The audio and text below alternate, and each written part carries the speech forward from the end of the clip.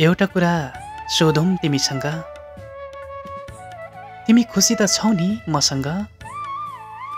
झोक्किँदै ऊ भन्छे। किन सोधेको यस्तो प्रश्न?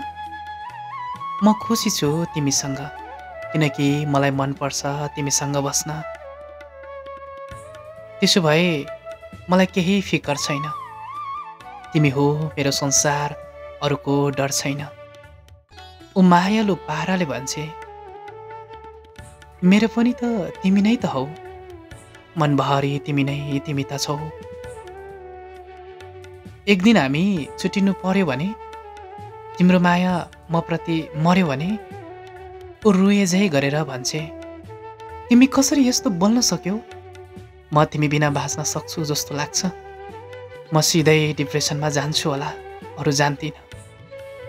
भए तिम्रो हुने हो, नभए म कसैको हुन्दिनँ। म पागल खुसी हुँदै भन्छु, म जे बन्छु तिम्रै लागि बन्छु।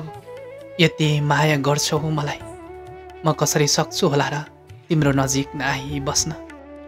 तर के गर्नु, भन्छन् नि किस्मतको अगाडि केही लाग्दैन। भावीले नचाहेसम्म हामीले चाहेर जाग्दैन। जति लगाऊ जोर कसुर तिम्रो थाप्लोमा आउँछ। बोक्न नजाने भारी घाँटी त्यही नाम्लोमा आउँछ। कसले सोच्या थियो एउटा यस्तो दिन पनि आउँछ? त्यही प्रश्न एक दिन उताबाट आउँछ। तिमी खुसी त छौ नि? म के गरौँ, मैले चाहेर भएन, मैले मानेकै हो, परिवार मान्नु भएन।